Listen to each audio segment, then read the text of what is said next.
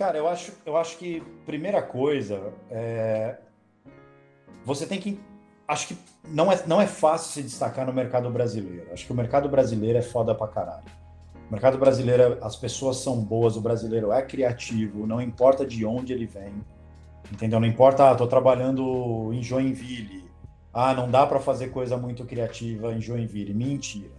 Dá para fazer sim, né? Você sabe, eu trabalhei em Florianópolis e a gente foi uma das agências mais premiadas do mercado fazendo coisas para clientes de Florianópolis. Então, eu acho que tamanho da verba também não é desculpa, né? Muito criativo usa tamanho da verba para justificar trabalho medíocre. Então, assim, tamanho da verba é o maior desafio que você tem, porque você precisa pensar mais simples. Ideia simples é a ideia mais complexa de atingir. Então, a gente tem que começar daí. O que é um criativo diferente, um criativo que a gente procura? É o primeiro, se você é um criativo que está começando, você tem que estar aberto a ouvir. Tá? Então, assim, a gente quer ouvir o teu ponto de vista e a gente nunca vai travar isso. A gente vai ajudar você, a gente vai dar todas as ferramentas, a gente vai te treinar, mas se você achar que você vai chegar na agência, que tem gente, eu tenho um estagiário que parece que tem 15 anos de profissão, né? Então, que ele chega na agência, ele acha que ele sabe tudo, ele não gosta de ouvir feedback. Isso é uma coisa que eu acredito que na Europa o pessoal é um pouquinho mais maduro. Existe um respeito, né? Não tem essa, eu não sei, às vezes esse receio de receber um feedback ruim lá não existe. Você dá um feedback ruim, a pessoa absorve. Obviamente, alguns absorvem melhor, outros piores, mas no final das contas, eles absorvem de uma maneira mais fácil. Acho que você aprender a ouvir, você tem uma curiosidade que não termina de jeito nenhum. Eu estou há quase 20 anos no mercado e minha curiosidade não termina nunca. Eu falo que o melhor trabalho que eu fiz provavelmente é o próximo. Então, acho que manter isso na cabeça, é ser maker, é ter uma atitude que você olha para os briefings que você recebe como uma oportunidade de fazer coisa diferente, não como um problema. Né? Eu acho que ter positividade na nossa profissão é uma coisa que está faltando muito.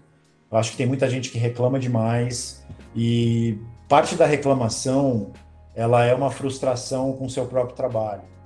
Então, acho que quando você começa a sentir essa frustração, a coisa mais inteligente a fazer é falar com o teu diretor de criação, entender como é que você pode ajustar essa rota, entender o que pode tentar te pilhar um pouco mais. E acho que aí entra um pouco de maturidade também. Acho que no início a gente acha que sabe tudo mesmo, né? A gente tem essa petulância e isso é normal, é natural. Eu aprendi muito rápido que eu não era tão bom quanto eu pensava. Quando eu comecei, eu fui apresentar uma campanha para o meu diretor de criação, apresentei para os criativos em volta, todo mundo adorou. O cara me chamou na sala dele e falou, cara, eu adorei a campanha, mas eu não vou apresentar. Eu falei, porra, meu, mas tá aí, tá resolvido o job, caralho. Eu tinha, sei lá, 17 anos, 18 anos. E aí o cara falou assim, porra, deixa eu te mostrar uma coisa. Pegou um anuário de 4 anos atrás e a ideia tava lá. Então ali eu aprendi a ser humilde, né? Acho que humildade, acho que parar para ouvir, acho que você consumir propaganda, mas consumir outros conteúdos, né? Eu acho que o maior problema das agências tradicionais de propaganda é que elas são lentas e elas continuam entregando trabalho que tem cara de propaganda. Eu gosto de trabalho, de olhar portfólio que não tem cara de propaganda, que tem cara de experiência, que mostra para mim que ali tem uma coisa que é única, né? Que tem ideia. A gente consegue perceber nos mínimos detalhes ali se a pessoa ela tem talento ou não, ou se ela pode ser treinada ou não. Né? Então tem até uma tela que é interessante, que eu vou até compartilhar aqui com você. Eu acho que vale a pena olhar para ela e tentar entender aí um pouquinho dessa linha de raciocínio. Deixa eu só compartilhar isso aqui.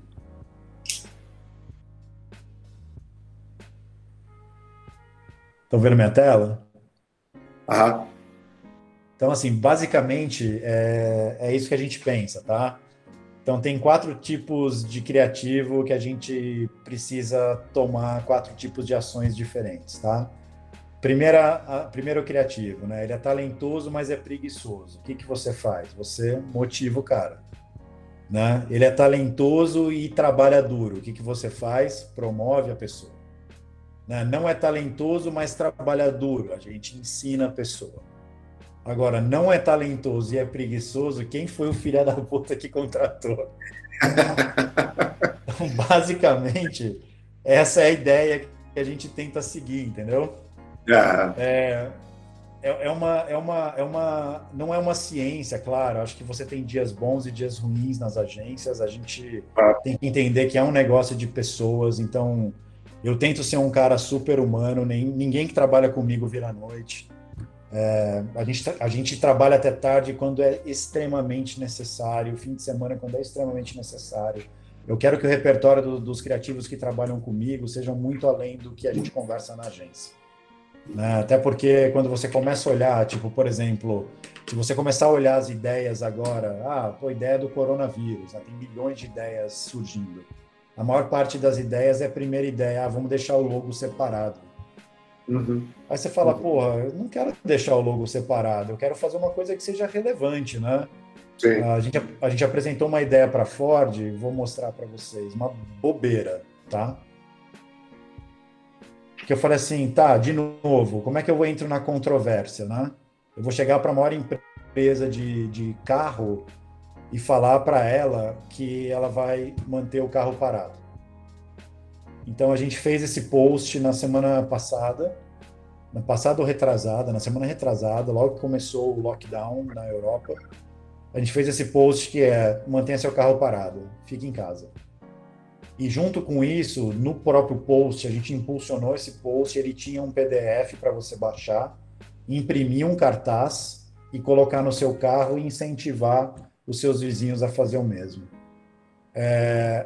Essa campanha parece uma bobeira, mas ela ganhou uma atração tão grande que os veículos de comunicação do país começaram a falar a respeito e 5 países diferentes quiseram a campanha para adaptar para os países. Depois que a gente lançou isso, 2 semanas depois, a Volkswagen lançou um avatar de Facebook, que é exatamente a mesma campanha, exatamente o mesmo tagline e dizendo que eles fizeram aquilo. Então, assim, não importa, o importante agora é você dar informação. Né? A gente está vivendo um momento que não dá para ser oportunista, a gente tem que ser oportuno. Né? A gente não tem que tentar vender nada, a gente tem que tentar ajudar. Né? Ajudar, às vezes, vai ser no final vender, mas Uhum. basicamente a gente tem que oferecer serviço. Né? Então, assim, se sua marca não tem nada para falar e tem uma grande base de fãs, por que você não cede a tua mídia social para disseminar informação que é relevante e que não é fake news, né? Acho que a gente tem aí uma série de oportunidades na nossa frente que é mais olhar para a marca, tentar ser criativo e tentar entender se você precisa falar alguma coisa ou não. O maior Claro. problema de tendência é que todo mundo quer falar a mesma coisa. Então, por exemplo, há alguns anos atrás, a tendência era falar sobre empoderamento feminino, que continua até hoje. Eu acho ótimo, acho que é um assunto extremamente necessário, só que eu acho que você tem que ser relevante quando fala sobre isso. Então, não vai falar sobre empoderamento feminino se tua empresa paga os homens mais do que as mulheres. Né? Não vai falar sobre empoderamento feminino se você não tem uma igualdade dentro do teu negócio. Até a campanha mais famosa do mundo sobre isso, né, a Fearless Girl, que foi a maior vencedora Sim. de Cannes aí dos últimos tempos, né, acho que vocês lembram da estátua encarando o touro de Wall Street. Aquela campanha no final foi um baita backlash para a empresa, porque quando foram analisar a empresa que fez a campanha, ela pagava as mulheres 15% a menos do que os homens. E aí É. eles tiveram que reajustar todos os salários, porque assim, se você tem um telhado de vidro e você não vai assumir um compromisso de longo prazo, não entra na conversa. Eu acho que tem que ter um certo. Aí é uma É. questão mesmo de uma análise inteligente e importante para entender que você não precisa falar sobre tudo, só o que for relevante para você. Nesse É. momento, pode falar, desculpa. Não, não, manda, termina, desculpa, só te. Não, não, eu acho que nesse momento o que é relevante é as pessoas precisam de informação e da informação certa, elas precisam de ajuda, né? Existe uma categoria de pessoas aí, de consumidores de 60 anos para cima, que precisa ficar em casa. Então, o que que a gente pode oferecer para essa galera? Então, acho que a gente tem que tentar ser relevante e tentar ser muito menos oportunista. Não é fazer um filme bonito falando, estamos fazendo isso, tal. Falar é fácil, eu quero ação, né? Vamos bater palma na varanda para reconhecer os profissionais de healthcare. Legal, bonito, puta, imagem linda, maravilhosa. O que que mudou para eles? Nada. É, Então, a gente também propôs para a Ford, eles vão colocar isso no ar, acho que em 2 semanas. A gente vai oferecer carros para os profissionais de saúde que não têm carro, porque o transporte público está reduzido. Então, eles vão poder pegar um carro da Ford e trabalhar com esse carro até acabar a crise. Então, acho que aí é onde você vira a chave e começa a ser relevante e não só entra no assunto, né? Entrar no assunto é fácil. Eu acho que você tem que entrar no assunto gerando uma ação positiva. perfeito. Eu ia emendar até a mais recente aqui do que tu falando de Fearless Girl, é o McDonald's, né? Que separou os arcos agora e Sim. voltou os arcos porque todo mundo falava do pagamento para os seus funcionários que estavam desassistidos e tudo mais. Mas aí eu entro num assunto que tu falou bem, assim, falou, pô, são mudar a marca e tudo mais, parecem tudo sempre primeiras ideias, né? E aí a gente fica na cabeça, né? Porra, o quanto o criativo, acho que as pessoas que não são do nosso meio não imaginam o quanto ideia a gente gera, quanto insight a gente gera para ter aquela ideia. Né? Pensa que aquela ideia desce do céu quando você está fumando seu charuto e tomando seu uísque, né? Porque todo publicitário faz isso, né? Afinal de contas. Sim. Então, acho que a gente queria que tu falasse da importância um pouquinho da geração de volume para você ter uma boa ideia. Eu acho que quando você está no início, eu acho que volume é super necessário. Por quê? Porque a gente tem uma coisa que é uma lembrança cerebral, né? Fica ali. Então, as últimas campanhas que você viu, alguma coisa que te marcou, e se te marcou, ela vai ficar mais presente no teu cérebro, né? Então, quando você começa a olhar para responder um briefing, essas são as coisas que vão vir primeiro. Ou seja, nada do que você fizer vai ser novo, vai ser fresco, vai ser surpreendente, né? Então, acho que aí entra um lado de você olhar para aquilo e tentar entender, tá, legal, isso aqui é um início de raciocínio. Como é que eu vou investir meu tempo agora para ser um pouquinho mais preciso no que eu preciso entregar? E aí começa também, aí entra uma coisa, até a gente pode até marcar um outro papo aí nas próximas semanas para eu passar umas técnicas de design thinking. Legal. Eu acho que é interessante para a galera entender uma maneira. Eu tenho uma coisa que eu falo que é 15 minutos de disrupção, que é uma disrupção pessoal, né? Por quê? Porque a maior parte das pessoas, dos criativos, principalmente no começo, chega uma hora que ele trava. E por que ele trava? Porque ele está olhando para o briefing e ele só consegue entender um lado da história, né? Então, por exemplo, a gente tem um problema, a gente faz o quê? Foca em resolver o problema, né? Então, eu estou olhando o briefing e eu vou entender qual é a solução que eu posso dar para aquele briefing. Mas tem uma maneira que é o oposto disso, que é, tá, esse aqui é o problema, deixa eu focar no problema. Qual que é esse problema? Por que esse problema existe? Como é que as pessoas se comportam em relação àquele problema? Como é que elas tentam superar aquilo? Então, existem milhões de maneiras que você pode olhar e que vão gerar... Aí, de novo, entra o lado da controvérsia que pode gerar conversa, né? Então, essa controvérsia, ela é super necessária. Então, eu vou lançar uma campanha que ela é morna, ninguém vai falar a respeito, né? Então, assim, quando a Nike foi lá e fez a campanha do Kaepernick, né, do cara lá que não quis se levantar no hino nacional americano, um monte de americano começou a xingar o cara, o próprio Trump falou que era um tiro no pé da Nike.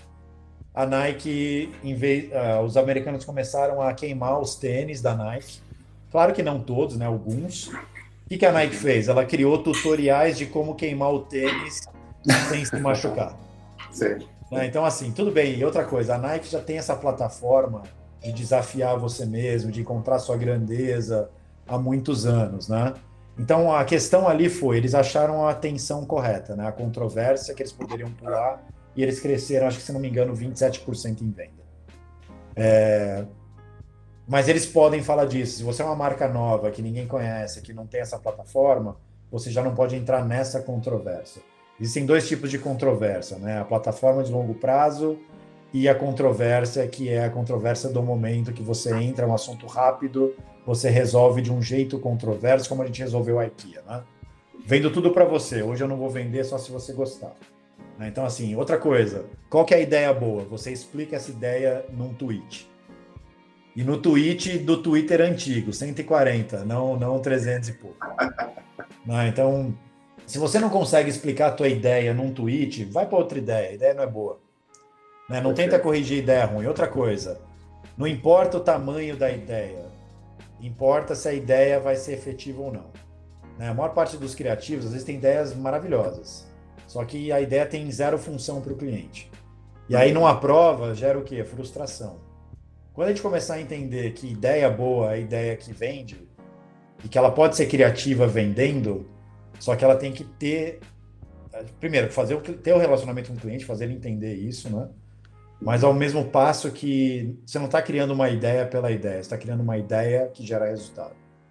Esse é o futuro da propaganda, né? Não é só ter boas ideias que agradam criativos de agências, mas ter boas ideias que fazem a roda do cliente girar e que automaticamente fazem a agência ganhar mais importância, automaticamente fazem os criativos ganharem confiança, automaticamente fazem a qualidade do trabalho crescer aí todos os dias. Perfeito. Quando a gente fala isso, a gente vê que a maioria das ideias que tu coloca e dos cases que a gente vê, inclusive esse teu daqui, ele tem uma coragem muito grande, né? Eles são ousados, né? Como tu falou, né? Então, eu levei uma ideia que eu fui ligar pro Neuro depois para saber se ia rolar, né, cara? Tipo, tem uma ousadia extremamente, uma coragem, principalmente, muito grande, né?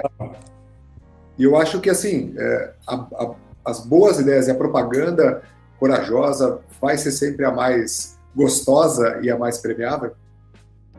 Eu acho que, por exemplo, quem está julgando os festivais tem dois tipos de pessoas, né? Tem pessoas mais velhas, né, que pensam a propaganda ainda de uma maneira mais antiga, então você vê milhões de ideias incríveis que não fizeram nenhum shortlist em festivais.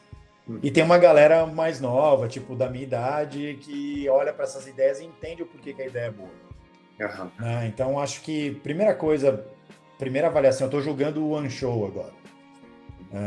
Tudo online, era para eu estar em Porto Rico, infelizmente estou em São Paulo, na frente do computador, odeio o coronavírus. A questão aí é o seguinte, quando a gente vai avaliar uma ideia, a primeira coisa que a gente avalia, e aí tem muito do videocase, tá? Uma ideia mais ou menos com puta videocase, provavelmente vai pelo menos fazer um shortlist. Uma ideia foda com um videocase merda, provavelmente não vai chegar em lugar nenhum. Então, assim, qual que é o grande lance? Primeira coisa que a gente avalia, a ideia, a gente tem várias coisas para votar, né? Então, a primeira coisa é o insight. O insight é novo, ele está trazendo uma coisa diferente para a propaganda, ele está apontando para o futuro, né? Ele tem uma função que é nova, que a gente está conhecendo agora através do case. Segunda coisa que a gente olha, né? A ideia em si, execução, foi bem feita? É verdade? Não, parece que é fake? Não, é verdade. Gerou resultado. A terceira coisa é o resultado em si. É incrível, foi pequeno, qual tipo de resultado que você quer? A gente não quer que você coloque no teu resultado de case que você gerou milhões de views. Isso a gente paga e gera. A gente quer que esse resultado de case mostre, se não era para gerar venda, quanto aumentou a base de fãs? Qual que é o sentimento de marca nas redes sociais? Aumentou o share positivo ou não? Né? Então, a gente quer que os resultados tenham função real. Né? Acho que essa é a segunda ideia aí desse papo. E, obviamente, no final das contas, se é uma puta ideia ou não. Não, é uma ideia que, cara, porra, girou a roda. Tem uma ideia que a gente teve esse ano que, de novo, né? Vou voltar para a IKEA. Vou mostrar dois exemplos de IKEA que são completamente diferentes. Um que era focado em venda, que eu falei para o cara que ele só ia comprar se ele gostasse do negócio de verdade. E essa ideia que eu vou mostrar agora é uma ideia que a gente fez uma análise, que aí entra no lance da análise de dados que eu falei para vocês. A gente analisou os dados, a gente descobriu quais eram os produtos da IKEA que eram mais compartilhados no Instagram. E a gente criou um produto que é focado nesses dados. Só que aí entra de novo a controvérsia. Por quê? Porque a gente só produziu 5. E a gente só deu para os consumidores um produto. E é a primeira vez que a IKEA cria um produto. Tudo bem, é uma peça de design. Vocês vão ver no case, me falem se gostaram ou não. Mas, assim, é uma peça de design. Só que, se você pensar fria e calculadamente, é o primeiro produto que a IKEA faz que não tem função nenhuma. Então, eu vou colocar o case aqui no chat. Assistam e quando vocês terminarem a gente volta. Esse eu conheço, então eu vou continuar trocando uma contigo.